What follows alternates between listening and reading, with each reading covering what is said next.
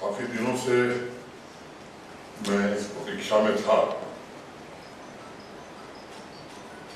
कि सामाजिक और सांस्कृतिक आयामों और उसके परिवर्तनों पर कहीं चर्चा हो रही होगी।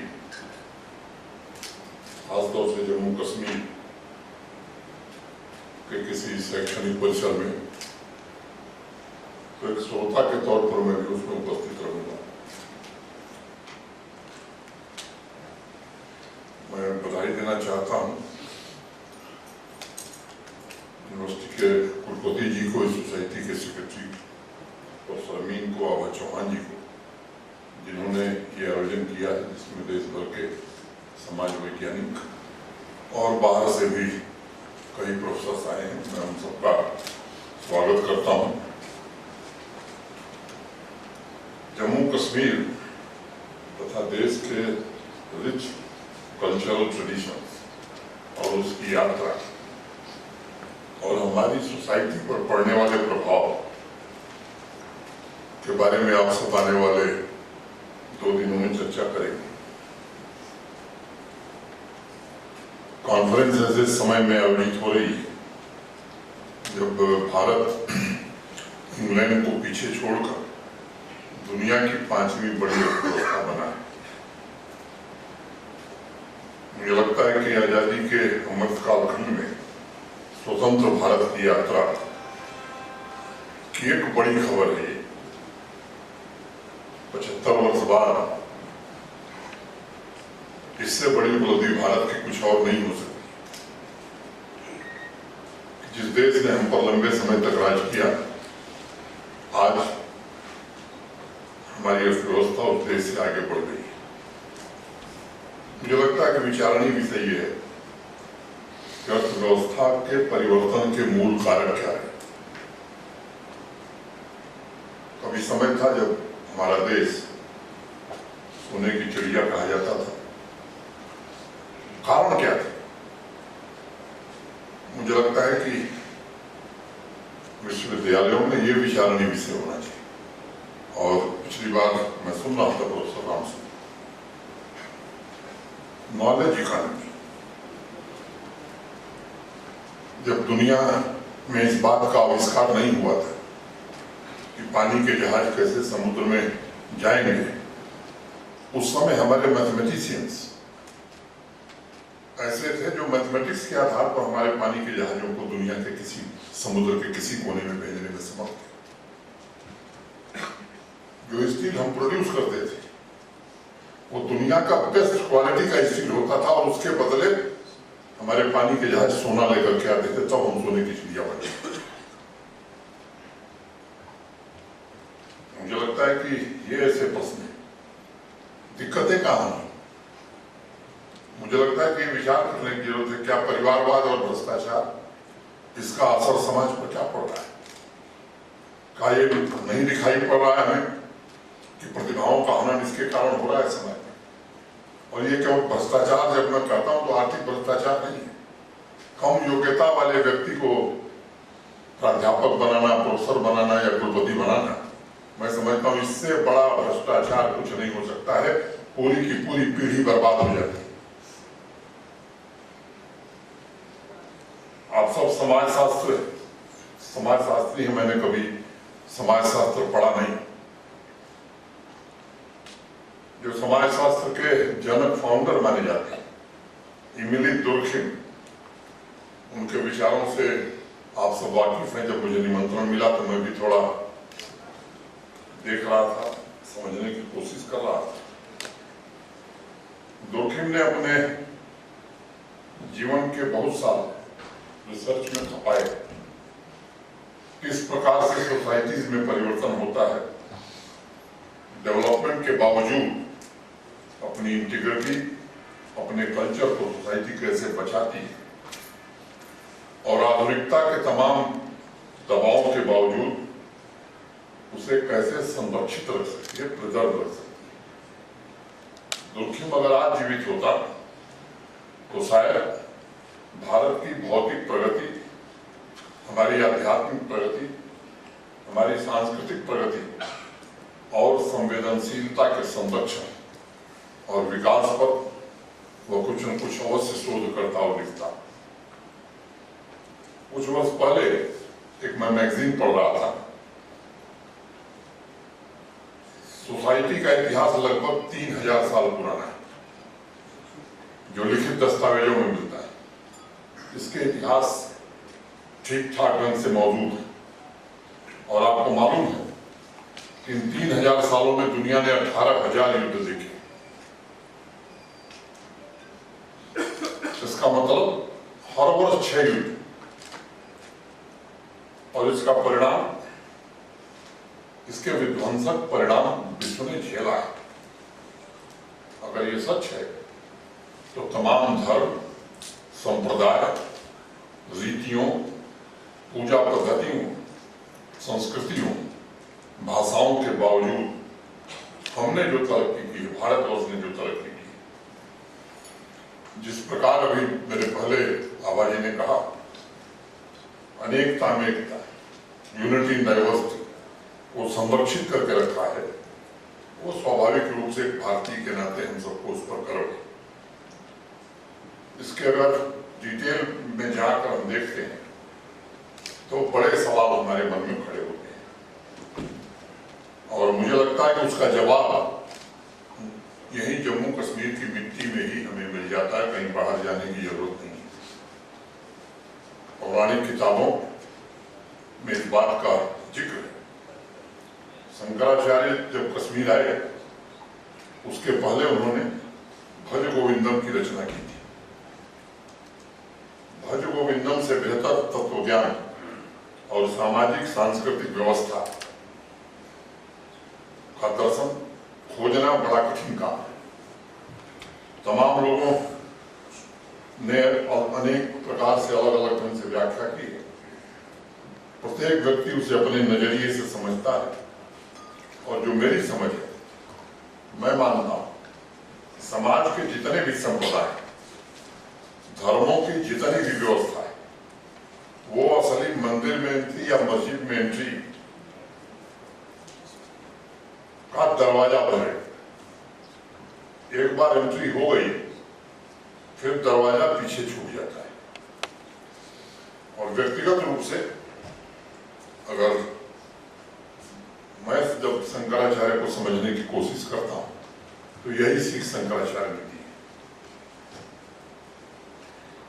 भारतवर्ष की संस्कृति को डिफाइन करने वालों ने भी इसे भारत की सनातन सांस्कृतिक परंपरा और सामाजिक व्यवस्था ही माना है, उसे मान्यता दी। ये भी कहा जा सकता है कि बाद में जम्मू कश्मीर की संस्कृति को डिफाइन करने वाले स्कॉलर्स या मतलब हिस्टोरियंस, इसी को कश्मीरियत का नाम दिया। जम्मू कश्मीर हजारों वर्षों से भारत का मुकुटमणि ही नहीं, ज्ञान, अध्यात्म की मिली जुली धरती रही, और इसका विचार प्रवाह इतना विस्तृत रहा है कि अनेक दर्शन और परंपराएं इसी धरती से प्रस्फुटित हुई। अगर वेस्टर्न कंट्रीज के लोग आए हैं, बुरा न माने, उनके बहुत से समाजशास्त्रियों ने सोशलाइजेशन पर बहुत सारे रिसर्च की, और उनकी जो हाइपोथेसिस है, ज्यादातर उनके सवालों के जवाब हमारे पुराने ग्रंथों में यहीं मिल जाते हैं। अगर मैं एक छोटी बात उदाहरण के तौर पर कहूं, तो इसमें रेल राज्य मंत्री के नाते मैंने काम किया। मुझे लगता है कि फास्ट सोशलाइजेशन का जो स्वरूप भारतीय रेल में दिखता है, वो दुनिया के किसी कोने में नहीं दिख सकता। एक दूसरे से अनजान परिवार, पहले से कभी भेंट नहीं, ट्रेन की बॉगी में मिले, कई अवसरों पर आपने देखा होगा एक साथ भोजन भी किए, और परिवार की गोपनीय सीक्रेट बातें भी आपस में चर्चा की। अब लंदन, फ्रैंकफर्ट, न्यूयॉर्क, ओस्लो में अगर आप ट्रेवल कर रहे हैं, तो मुझे लगता है इसकी तो कल्पना ही नहीं कर सकते आप कि ऐसा भी हो सकता है ऐसा दृश्य नहीं दिखेगा, लेकिन हमारे यहाँ जो कल्चर को परसीव और एक्सेप्ट किया जाता रहा है, मुझे लगता है कि इसके कारण ये परंपरा हमारे यहाँ जीवित है। हिंदी के एक प्रख्यात कवि हुए तुलसीदास रामचरितमानस, जिन्होंने लिखा, चौपाई एक उनकी है कि सवर्णर करहि परस्पर प्रीति, चलहि स्वधर्म श्रुति नीति। मैंने धर्म का मतलब किसी संप्रदाय से नहीं है, बल्कि तो अधिकांश ने कहा साहब जम्मू कश्मीर में जाओ, नहीं बाहर हम नहीं जाएंगे। अगर मोबिलिटी होती, अगर हम दुनिया या देश के दूसरे हिस्सों में जाकर के देखते, तो इन तक बेंगलोर से करने के बाद 4 साल से हम बैठे हुए कश्मीर में, रजौरी में इंतजार कर रहे हैं कि कोई जूनियर इंजीनियर की पोस्ट एडवर्टाइज हो तो हम एग्जाम देंगे, चाहे वो इंडस्ट्रियल डेवलपमेंट हो, वुमेन एम्पावरमेंट हो। अनेक क्षेत्रों में हम पीछे रह गए, जबकि मैं मानता हूं कि यहां जो व्यवस्था थी वो शायद देश के दूसरे हिस्सों में नहीं थी। एक्सेस टू ग्रो तथा इंडिविजुअल कंट्रोल, ये 2 ऐसी चीजें हैं जो समाज के लिए बड़ी घातक होती है। मैं इन परिणामों पर निष्पक्ष ढंग से मुझे लगता है कि सोचने की जरूरत है, और सोचने के बाद उसका परिष्कार कैसे हो सकता है, क्योंकि परिणाम हमने देखे, परिणाम हमें अच्छे नहीं दिखाई पड़ रहे, चाहे वंचित वर्ग हो, दलित हो, वेस्ट पाकिस्तानी रिफ्यूजी हो, अनेक लोगों की चर्चा की जा सकती है। व्यवस्था में थोड़ा बदलाव करने से परिणाम कितने अच्छे होते हैं। मैं बहुत 2-3 छोटी बात कहना चाहता हूं। 2019 में लगभग 9,000 के आसपास प्रोजेक्ट जम्मू कश्मीर में पूरे हुए।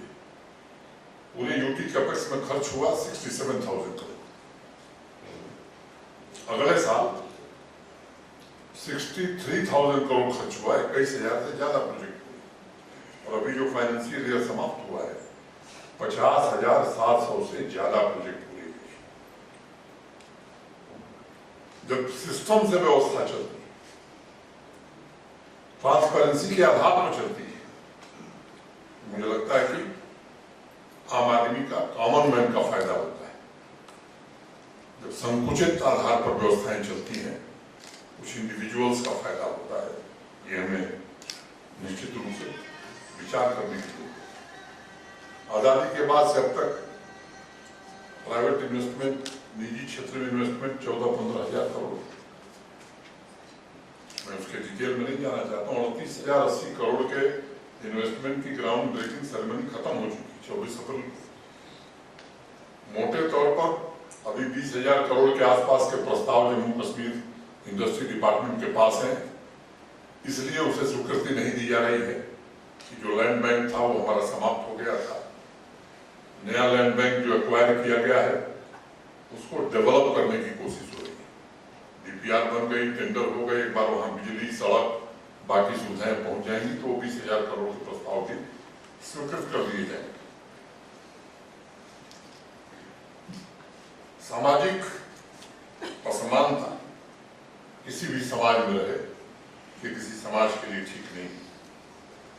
मोबिलिटी जब आएगी, लोगों को अवसर मिलेगा, तो मुझे लगता है कि निश्चित रूप से स्थितियां बदलेंगी।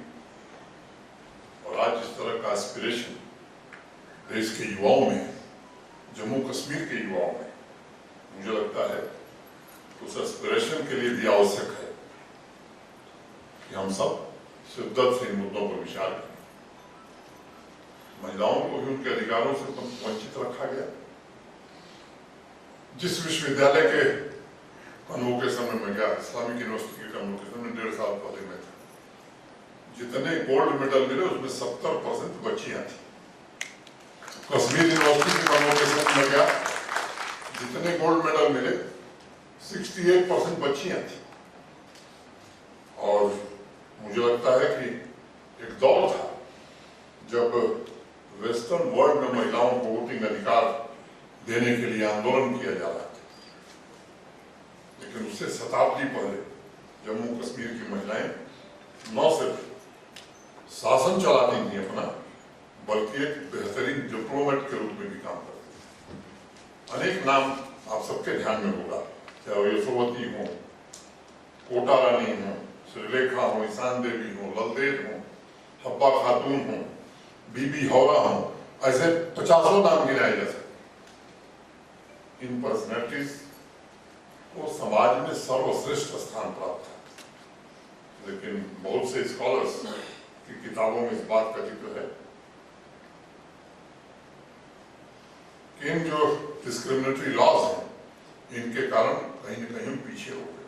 शहर और गांव में महिलाएं एम्पावर हो, अभियान चलाने की कोशिश हो रही, उन्हें रोजगार से जोड़ा जाए, हैंडीक्राफ्ट हैंडलूम रिवाइव हो, इसकी कोशिश हो रही है।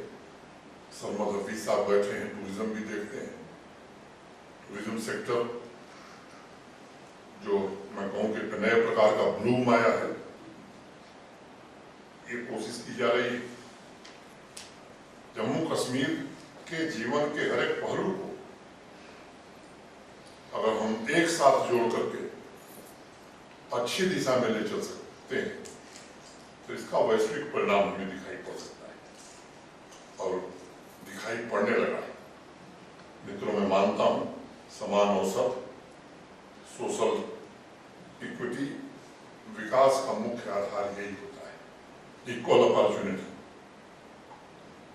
मुझे विश्वास है कि जम्मू कश्मीर में जो सामाजिक परिवर्तन हो रहा है, हर एक क्षेत्र में उसका प्रभाव, चिंतन और भविष्य पर जो रिसर्च आप करेंगे, इससे समाज को, पूरे जम्मू कश्मीर की सोसाइटी को बड़ा फायदा मिलेगा। मैं उम्मीद करता हूँ कि 2 दिन की चर्चा में यहाँ के जो सामाजिक मुद्दे हैं उन पर आप चर्चा करेंगे, हमें सुझाव देंगे। हम आपको ये भरोसा दे सकते हैं कि समुद्र मंथन के बाद जो अमृत आपका निकलेगा, उस अमृत का भरपूर उपयोग जम्मू कश्मीर के अवाम की भलाई के लिए, तरक्की के लिए करने की हम सब कोशिश करेंगे। एक बार फिर से मैं आप सबके प्रति हृदय से कृतज्ञता ज्ञापित करता हूँ, और यूनिवर्सिटी में उनसे एक बात कहना चाहता हूँ कि 2-3 बातें हमें एक अमेरिकन प्रोफेसर थे, बड़े रिसर्चर थे, एक यूनिवर्सिटी में गए, उनको लेक्चर देना था।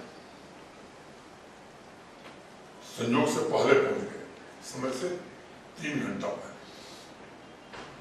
तो उनको समझ में आया करें क्या। तो उन्हें पता लगा कि बगल में एक स्कूल है, वो स्कूल में चले गए। वहां के प्रिंसिपल को बताया अपना नाम, और कहा साहब मैं पहले आ गया हूँ, मैं सोच रहा हूँ कि बच्चों को थोड़ा पढ़ाऊं। कक्षा 5 क्लास 5 के बच्चों को पढ़ाया, तारे, आकाश, ब्लैक होल, और 1 घंटा पढ़ाया।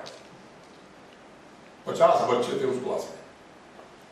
पढ़ाने के बाद बच्चों से पूछा कि भाई तुमको कुछ पूछना है, तो without hesitation you can ask anything.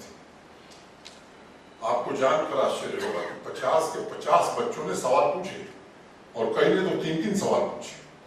वहां से वो निकले, फिर यूनिवर्सिटी में गए और ग्रेजुएशन 3rd ईयर के क्लास में पूछे, फिर वही पाठ पढ़ाया उन्होंने। 30 बच्चे थे। जब पढ़ाना खत्म किया, पूछा कि किसी को कोई सवाल पूछना है? नहीं साहब, कोई सवाल नहीं पूछे। ये जो बदलाव 10 साल में हो जाए, जो 8-9 साल का बच्चा, 10 वर्ष का बच्चा जो कक्षा 5 में पढ़ता है, उसमें जो क्यूरियोसिटी है, जो सवाल पूछने की क्षमता है, वो ग्रेजुएशन आते आते उसकी वीकनेस में बदल जा रहा है। उसको लगता है कि सवाल पूछेंगे तो समझा जाएगा कि मैंने न पढ़ाई की है, ना मुझे कुछ आता है। क्यूरियोसिटी उसकी खत्म हो रही है। मुझे लगता है कि इस पर विश्वविद्यालयों को आज विचार करने की जरूरत है। नेशनल एजुकेशन पॉलिसी इन सवालों का समाधान देती है। और मुझे लगता है कि आप एक दूसरा तथ्य भी आपके ध्यान में होगा दुनिया में जिन लोगों ने बड़े शोध किए, बड़ा रिसर्च किया, उसमें कोई पढ़ा लिखा नहीं था। ये रामानुजाचार्य का नाम आप में से सुना होगा बहुत लोगों ने। देश का नहीं, दुनिया के सबसे बड़े मैथमेटिशियन थे, कोई डिग्री नहीं थी उनके पास। न्यूटन और आइंस्टाइन की बात पूरी दुनिया करती है। वो पढ़ करके वैज्ञानिक शोध नहीं किया उन्होंने, वो अपने पिताजी की मदद करने गए, व्यापार पर दुकान पर बैठने लगे, तब उन्होंने व्यवहारिक आधार पर रिसर्च किया। अब ये विचार करने का समय है, जो हमारी मूल ताकत थी पहले, शताब्दियों पहले दुनिया के सुपर पावर के रूप में सोने की चिड़िया अगर हम जाने जानते थे, तो हम इस अपने अध्ययन के कारण, अपने रिसर्च के कारण जाने जाते थे। वो परंपरा, वो व्यवस्था विश्वविद्यालय में कैसे कायम कर सके, मैं समझता हूँ ये समय अब आ गया है। और तभी जो बात हम सब बार बार कहते हैं कि 25 वर्ष बाद जब हम स्वतंत्रता की 100वीं वर्षगांठ मनाएंगे, तो फिर से नॉलेज पावर हम बन सके। एक यूनिवर्सिटी, आप सब विदेश गए हैं, जानते हैं। मैं अभी 22 तारीख कुछ 3-4 दिन के लिए जा रहा हूँ। $5-5 मिलियन की इकॉनमी यूनिवर्सिटी की हो जाए, और हमें क्लासरूम बनाने के लिए दिक्कत हो रही है।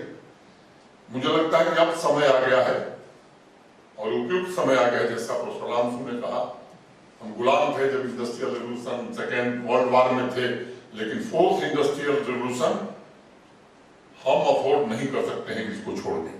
अगर इस बार हम चूक गए तो शायद दुनिया के इतिहास से हमारा नाम और निशान मिट जाएगा। इसलिए मैं आप सबसे विश्वविद्यालय के प्राध्यापकों से निवेदन करना चाहता हूं, ये हमारा असली वक्त है। इस इंडस्ट्री 4.0 के समय में फिर से हमें ग्लोबल पावर बनना है। आइए हम सब मिलकर के इस दिशा में काम करें। मैं फिर से आप सबको हृदय से धन्यवाद देते हुए अपनी बात पूरी करता हूँ। धन्यवाद।